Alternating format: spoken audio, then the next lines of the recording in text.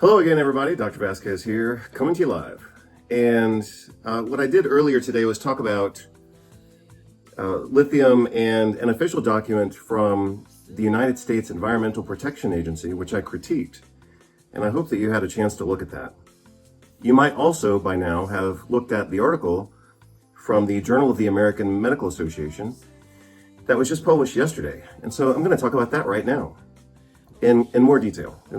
So what I did in my first video was mostly focus on the document from the EPA because I already wanted to do that, and it was kind of in my mind, and I told you about the background research necessary for a critique of such a document.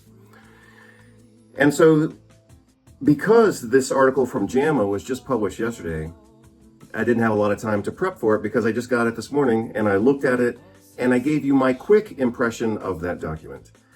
But not just any random windblown opinion or perspective, actually one that I've, kind of developed over the past 30 years of looking at research. So what I'd like to do in this video, now that I've actually had time to look at that article word for word, is I would like for us to look at this article in more detail, word for word, literally, but I'm not going to read it word for word, of course. But I'd like to contrast my perspective on this article now with the perspective I had earlier, which I had formed in a matter of seconds. So remember what I showed you earlier, because I've looked at tens of thousands of research articles over the past 30 years. So you would expect, based on what you know about me and my personality and all that, you would expect that by now I've got a system to do this stuff. Let's see if that's a little nicer. By now you would expect that I have developed a system and I have a good intuition, kind of a feel for what's going on. But I can't assume that I'm right. So like I said in the video earlier today, I'm certainly entitled to have my impressions. But if I'm going to be a legit, scholar, academic, writer, expert, I can't simply allow myself to only have impressions. I have to sit down and actually read the article. And, I can form an opinion on something within a matter of seconds. I looked at this article, I told you I looked at the abstract, then I went to the methods, and then I went to the funding, and then I put that in the context of some things that I know. And from that equation of those 5 components, I was able to form my impression. But now that I've actually had time to read the article, maybe I was wrong. And I'd be happy to admit that I was wrong. I have no problem being wrong. It doesn't happen very often, but when it does happen, I'm like, yeah, I did whatever I did and it wasn't right the first time, but I'll fix it. I have no problem with that. So with that in mind, I would like to offer you a very special apology. And I'm actually going to quote someone who said it perfectly, the exact way that I want to say it. And the person who said it before me, his name is Conor McGregor, and he's a mixed martial arts fighter. And one day, I don't recall if this was before or after his event, but one day he offered a very sincere apology to the crowd and to the organization. And so I would like to offer you that exact same apology. And in fact, I'm going to quote it, and then I'm going to show you the clip, and then you'll understand exactly where it came from, so you can understand the depth of my soul from which comes this apology. So quoting Conor McGregor exactly, I would like to offer this apology to absolutely no one. I just want to say from the bottom of my heart, I'd like to take this chance to apologize to absolutely nobody. Because I don't need to apologize for my earlier impression. I was exactly correct. This article is garbage. In a legitimate world of legitimate medicine and legitimate science and legitimate academics and legitimate editorial quality, this article would have never been published. This article is complete garbage. Oh, but no. It's worse than garbage. It's garbage that cost me money and cost you money because this was funded by the American government on multiple levels. And once you understand a little bit about how research funding works, you can understand that this was probably worse than face value. So I'm reasonably assuming that this is a multi-million-dollar study to look at the effect of lithium. They did a lot of lab tests. They did a lot of scans. They had a lot of people involved, not maybe 20 people. I don't know. At this point, I don't care. But this is probably a multi-million-dollar study, and it's absolutely worthless. This absolutely tells us nothing about what we need to know. Does it inform us about safety of the treatment? No, it's worthless. Does it inform us about effectiveness of the treatment? No, it's completely worthless. Does it inform us in any way about anything related to this topic for multi-million dollar expense coming from the American taxpayers like me, right? So you all, most of you Americans, funded this through the NIH and through subsidizing drug companies and through subsidizing government funded whatever and research and all the stupid stuff that we all blow our money on. And that's why, we as Americans can't have public plazas. We can't have, maternity leave or paternity leave. We can't have, a national system of mass transit that would actually provide jobs and create infrastructure for the country. Oh no, we can't have that because we're blowing money on garbage research like this, just like we blow money on garbage international foreign policy, which usually means either giving money away to other countries or funding these wars, which is basically just throwing money into the stratosphere. And this is a good example of throwing money away. This research, again, probably multi-million dollar research here, absolutely worthless. Not even worth, thankfully it wasn't, hopefully, maybe it'll never make it to actual paper, because obviously I'm looking at the digital form of it. But at least that doesn't cost any trees, because this, for a tree or even grass to be sacrificed for the printing of this document would be an insult to any self-respecting tree. And so, like I said, for that reason, I have no apology for the critique that I'm about to download and for my impression that I gave earlier. This is absolutely worthless. So let's look at how worthless it is. And I'll try to keep this quick. I realize I always try to keep it quick. I always say that, and then I end up doing whatever I need to do. And that's true here as well. So, like I said before, for this application, lithium carbonate is completely wrong, and it's really wrong by now. They should have known better. Remember what I said earlier? Look at how they describe the intervention. They say daily low dose lithium carbonate. No, that's not even correct. It wasn't even daily. Because in the actual methods, and they never corrected themselves, they never changed it. They never said, oh, we started it every other day. See, if it was every other day, then why are they saying daily here? That shouldn't say daily. X that out. Low dose lithium, it's not even that really low of a dose. So I'll scratch that out as well. It's sub-pharmacologic, but that's not the same as what we commonly think of as low dose lithium, which is usually like 5 milligrams or 20 milligrams or something like that. This was still, 27, 14 or more milligrams, depending on the totally chaotic dosing schedule that they put together. So like I said before, if you're good and experienced at looking at research, when you look here at their intervention and it says daily low dose lithium carbonate or placebo for 2 years, you would automatically be suspicious of that, because why didn't they just say it? You don't need to tell me. They don't need to say low dose. Just tell me milligrams. I'm an adult. This is a scientific publication. We don't talk and think as clinicians and researchers and academicians and experts. We don't talk and think in terms of low dose. Oh, just give them a low dose. No, you have to talk about milligrams per day. And so when they said daily low dose, that was a tip for me as, someone with a good amount of expertise in looking at research. That was a tip for me that something's fishy here. And so, like I said, I'm just going to jump down to it, and then I'll go back up and we'll look at it. So again, I focused in on this section in my earlier review because I said, this is just crazy. So I'm going to read it to you word for word, and I'm also going to show you that they never corrected this. They never said, oh yeah, we started out at a low dose and then we increased it so everything was normalized. I never saw that mentioned here. Participants who entered the randomized controlled trial received either 150 milligrams or 300 milligram dose of lithium carbonate. Remember, that's only about 18% lithium. Or placebo in identical over-encapsulated pills. So sorry, I don't know what an over-encapsulated pill is. And I've been in the pharmacy industry for 20 years at least, so maybe I missed it. Based on general medical status, over-encapsulated pills. I don't know what that means. Over-encapsulated? What does that mean? Maybe it means acid protected, but didn't say that. Participants started one pill daily or every other day based on general medical status and concomitant medications. So what they're saying is we did whatever the hell we wanted and we didn't even control our own study. Started. So they do say started.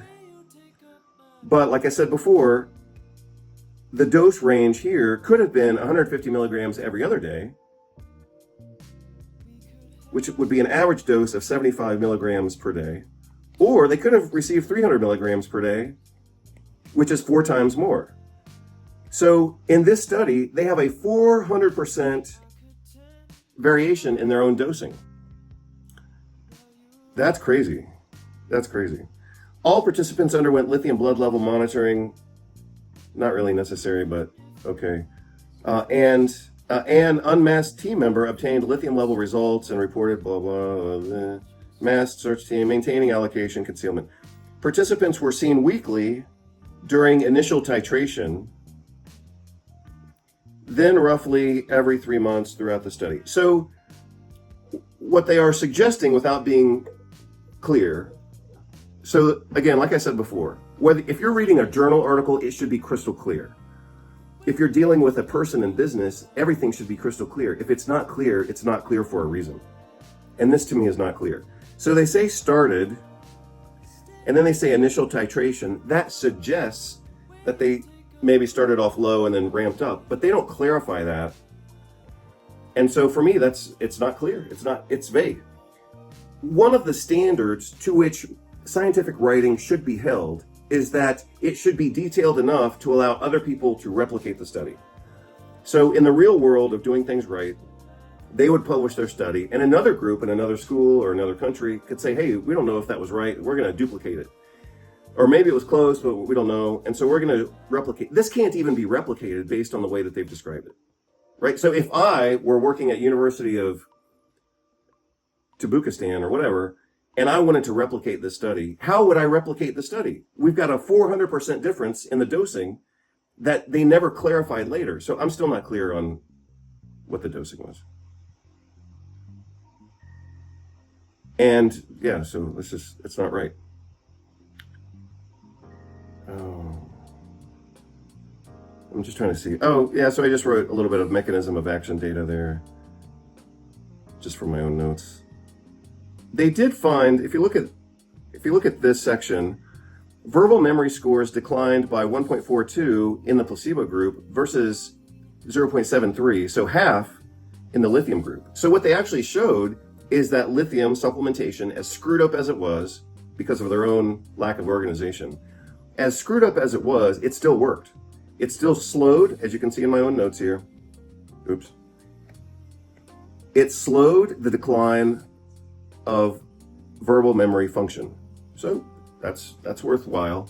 That's a worthwhile achievement, assuming that the cost is low. So let's call it a small change. It's still, I mean, it's important to some people, depending on the cost of the treatment, the side effects, and whatever else. Could they have done other things to get that small of a difference? Yeah, they probably could have done something better. Let's see. Oh, so here's another thing that I didn't like. They say that they selected their subjects based on no contraindications to lithium. Well, go ahead and tell us what those would be. If they filtered out these subjects based on something that's legitimate science, that they call here, point number 6, no contraindications to lithium, then go ahead and tell us what it is. You know, we're adults, we can handle it. You were looking for thyroid disease, you were looking for kidney problems, you were looking for something, but go ahead and tell us what it is. Again, a good research publication should be able to be replicated by someone else, which means I should be able to read this paper as a researcher and then replicate it with my own subjects in a different country or a different culture or a different time of year or whatever. This study cannot be replicated because they're so vague and unorganized that it's worthless. Okay, so let's watch. This is where it gets good. So here is where I found some things that, of course, I didn't see on my first review because I read it word for word, and so, of course, I would find more details. I found 2 things in the study that are further evidence that they did a half-assed job with this research. One, these were all so-called elderly patients, I believe at least 60 years of age, with mild cognitive impairment. And they received some level, I'm a little bit I'm a little bit over caffeinated, over chocolated, and a little hungry right now. That's why I'm a little wired in a different way than usual.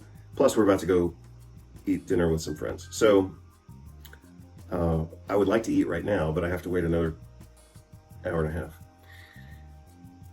So here, I'll show you, they did some lab tests. Well, you'll notice they didn't look for vitamin D levels. They didn't look for zinc levels. They didn't look for methylmalonic acid. Those would have been reasonable assessments to evaluate this cohort of people with cognitive difficulties. Was that necessarily within the scope of this research? Not necessarily. Would it have been consistent with good clinical practice? Yes. So, can we slap these people on the wrist with a ruler for being bad researchers based on what I just said about zinc, vitamin D, and MMA? No, it's by strict standards, it's still okay. By good clinical standards, they should have done better. Or they could have at least mentioned it. So that's kind of a soft critique. Now, I'm going to give you a much harder critique based on something that's actually quite legit, given the details of this study. So, and I'll show you, I've talked about this before. Last year, I believe early last year, I'll show you the screenshots, and I'll link my other videos. When I edit this video, I'll provide you access to the other ones. Because I already did the background research that helps me see what they did wrong here. So if you've followed the videos that I've done over the last 2 years or so, then you could reasonably pick up on what I'm about to put down. So let's talk about it. I'm trying to see where they introduce it. I think I put it in purple. Yeah, let's see if that's what it is. No. There? No. So the problem, here it is, it's in blue. So the problem with this study, there are two other problems. I just remembered the other one. The problems with this study relate to timing. So remember what they said. This was a 2-year study that they started in 2018. So they had a little bit of flux, I get it. But they finished the study in August of 2022. So why did they sit on this study for at least 3 more years before submitting it for publication? So they did this research, they finished their work in August 6th of 2022, and then they sat on this for 3 years, and they're just now publishing it? Something's a little bit weird there, but remember what I said earlier. These types of organizations, medical schools, drug companies, medical organizations, medical journals, they all want to make their drug company sponsors happy. And now that lithium is starting to be talked about and starting to be more popular, I suspect that they had to pull something out of the basement to attack lithium because it's becoming popular and people are asking about it. And now they're trying to say, oh, let's put the brakes on that conversation.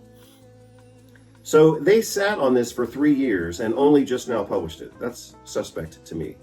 But more suspect is the fact that they started this, the whole thing is tricky. They started this February 2018, that's fine. And then they finished it on August 6th of 2022, which means they were all of 2020 to the end of 2020, which is when the COVID vaccines came out, all of 2021 and most of 2022. In this cohort of elderly patients, this group of elderly patients with mild cognitive decline, these people would have been subject and preferentially kind of given priority for the COVID vaccine in the United States. If the baseline uptake of the COVID vaccine was 80% in the United States, then in this group, it would have actually been higher because they're older, more at risk, and they're actively seeking medical care, right? So you can bet that when these people came in for their evaluations, even though eventually they said that they switched to like a digital or a phone evaluation or whatever, you can bet that when these people showed up for their medical evaluation, that remember they did brain scans here, so they would, CT scans and PET scans, I believe, or one or the other, PET scans for sure. When these people showed up, they may have had to have been vaccinated even to enter the medical facility. I know that was true in Spain, for example, because my mom was going through medical treatment for cancer in 2021. And for her to receive treatment, she had to be vaccinated just to get chemo and radiation and surgery and her visits and all that. Well, I suspect, remember, I have reason to believe this because 80% of the population received the COVID vaccine. These people would have been prioritized to receive the COVID vaccine as well, which means their uptake was more than 80%, let's say 90% at least, 90%. So out of these approximately 80 subjects,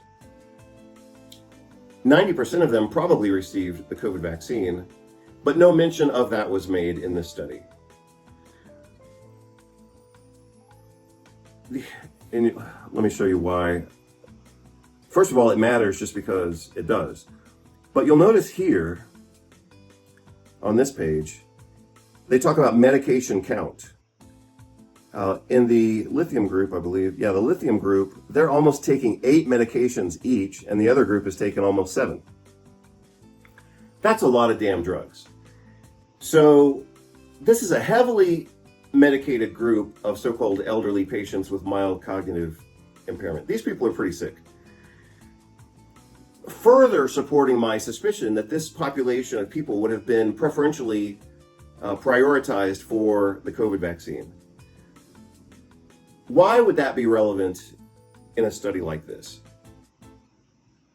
If you've seen the videos that I've done previously around this topic, then you would already know the answer. And that is, the research has shown that the COVID vaccine actually causes a lot of central nervous system complications, including, brain death, stroke, but also psychosis, like rapid onset psychosis from the COVID vaccine. I've detailed that. In fact, in one of the video reviews that I did, I actually provided you all the research. It was like 25 research articles showing like, hey, this vaccine is causing a lot of brain damage in a lot of people. So if they, again, I'm not asking for anything special here, but I'm asking for consistency. If they're going to talk about medication count, then given the fact that they state multiple times that this study was done during the COVID pandemic, and we now know, of course, we have known before this article was published, which means they had time to include it in the article, in the write-up. We know that vaccine causes neurologic injury. So they could have reasonably stated something. I'm not saying they had to confess. I'm not saying that they're all guilty. I'm not saying that it was a major finding.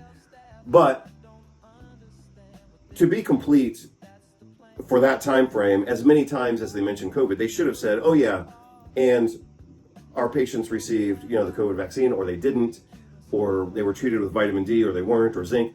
All of those were very popular treatments for this exact cohort of patients at the time they're doing the study.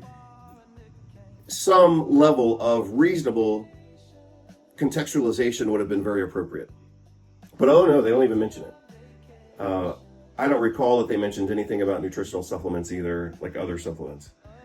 So yeah, this isn't, on any level of analysis, this is not a well-written and well-performed study. But on a very basic, minimal competence level of analysis, they didn't even do a good job for their own topic. Like, I'm looking for details like, hey, did you get vaccinated? Did these people get vaccinated? What was their MMA status? What was their vitamin D status? What was their zinc status? How many of them got COVID during the course of the study? All of those things that are brain relevant, especially for this cohort, especially during that time. And those things aren't even mentioned here. So I realize that's for me, that would be reasonable. For them, maybe it's a bit too detailed. But it just shows you, it's like, like I said, if you were to look at this article from an expert level, barely even that much expertise. I mean, if you look at this article from a level of competence, like from a competence level from an experienced doctor, this article sucks. If you look at this, let's just contrast two things. If you look at this from, an eagle eye perspective, this is junk research. If you look at this from at the other extreme of we just want to publish garbage to make headlines and and scare the population away from using lithium. If you look at the article from that perspective, it's perfect. They achieved the mission. So I have to think that that's what they wanted. Because from a neurology, psychiatry, lithium, biochemistry standpoint, this is trash. From a political, let's influence public opinion standpoint, this is right on. From a higher level, experienced doctor, academic, researcher level, I mean, this is garbage. So this is garbage. So my initial impression was right. And like I said, sometimes I look at an article and if I don't care that much, I get an impression and then I move on. But I am actively doing some work related to lithium right now. And so that's why I've been doing a lot of background research. And that's why when this one popped up today, I'm going to take the time to read it word for word. And that was worthwhile because this is a completely irrelevant article. But I also showed you that with experience, you can develop, or a person can develop, or I've developed a way to look at this research and go abstract. Okay, we weren't even out of the abstract and it was already looking fishy. So it's like, okay, the abstract is weird.